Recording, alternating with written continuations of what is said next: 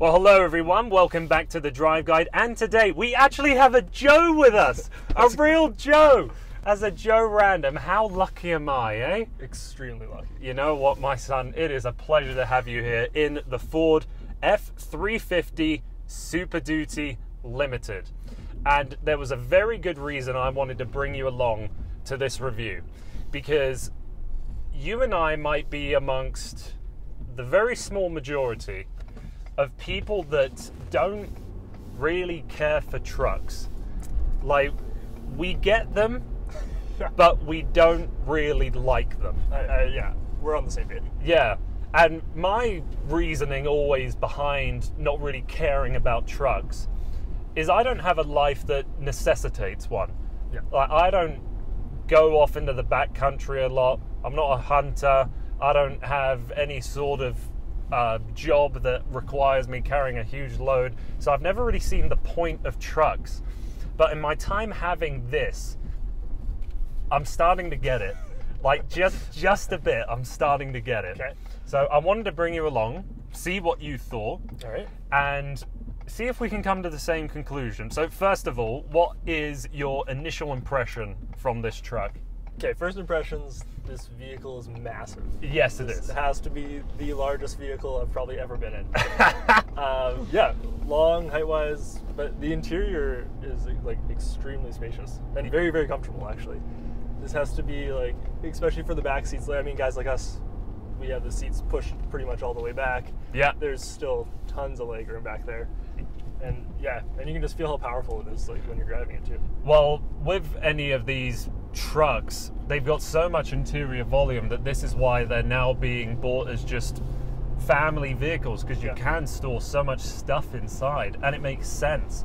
And when you were saying the power of this thing, do you know what is the engine for this truck? No, I don't. Okay, so we have a 6.7 litre turbo diesel V8 engine. Okay. It produces 450 horsepower, which is pretty good. Yeah. But it produces, as well as that horsepower, 935 pound-feet of torque. So it's got a bit of power. It's got quite a bit of power, and we're cruising at 80 kilometers an hour right now, and we're not even turning 1300 RPM. Yeah. Like, that is the beauty of these diesels. And this is one of the things that has really sort of shifted my focus, is just how good this thing is as a whole package. We're going along this highway now, and we're getting a little bit of bumps. I mean, we really don't have good roads here in Calgary. No. Like, this is shocking right here. But this seat is really comfortable in the way that has a lot of foam in it.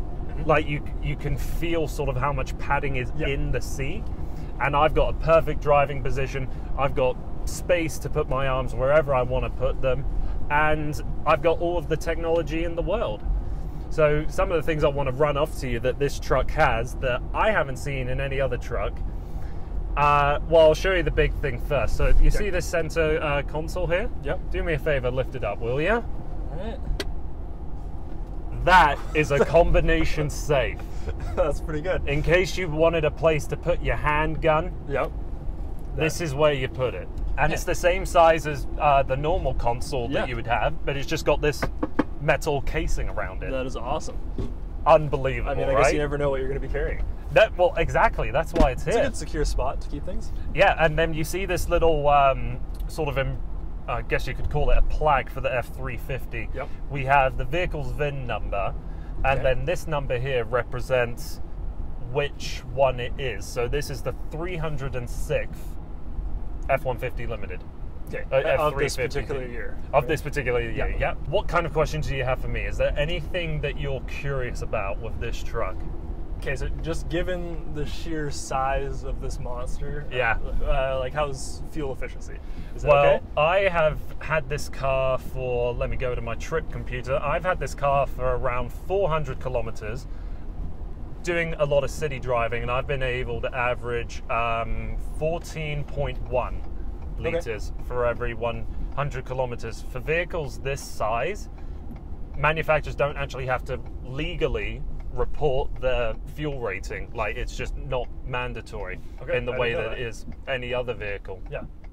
So to find what the official number is from a manufacturer is not possible. Okay. So from that number, I think that's a very good rating for sort of city driving like we're doing right now, because this is a huge capacity engine. Yep. This truck probably weighs like 6,300 pounds. Yeah.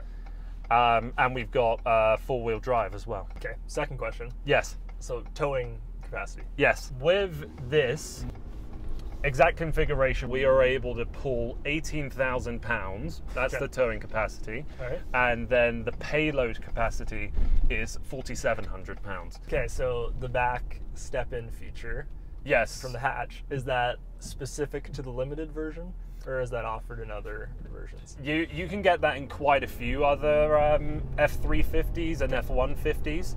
It's I think it's like a $400 option or something like that on pretty much all trims. Okay. And they're very proud of it. But one thing that you and I pointed out that we wish was here was those side steps. Yes. Yeah. That was in the F-150 that I had a couple weeks ago.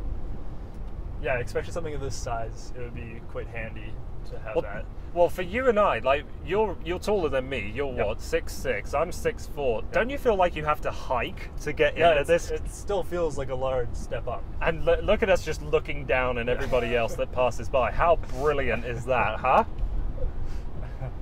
But then one of the reasons you and I never really liked trucks is that we didn't like the unnecessary sort of when people jack them up. Yeah. Like, I know I don't like it. No, that's a bit of a pet peeve of mine. If you're jacking it up for practicality, I understand. Okay. It's just when you're trying to prove you don't have small man syndrome. Yes. Okay. Yeah, exactly. So then what do you think of this? I think given the sheer size of this, the build is suiting. Okay. I don't think it's over the top at all. Yeah. Okay, and that's interesting. What do you think of it? Well, I know what the practical application is of this truck. Yeah. I know people are using this for the towing, for the fact that we can get this wonderful diesel engine in here. Yeah. But I, again, don't have the need of it in my life. And I definitely don't have the money to buy this kind of truck. What do you think the exact number is for this vehicle we're in right now? Okay, that was literally going to be my next question. Oh, okay, so, good. Reading your mind. I think, I don't know, 80,000. Okay. Was that close? No. No, was that close? No. Super low? Well, not super low, but low. Okay. Do I get two more guesses? Let's keep it at one, just to keep the viewers interested. Okay, let's say 95. Oh, close. Close? Okay. 99,345. All right. You can't put any more money into this truck. We have everything. We have all of the safety technology. We've got the little lights that are optional up on the top. We've got everything. If you wanted to spend more money, you're going to have to go and get the 450 when you get those two rear wheels. Yes. Oh, sorry, four rear wheels, I should say. But it's a lot of money. Yeah. But do you feel like you're in something that costs that kind of money?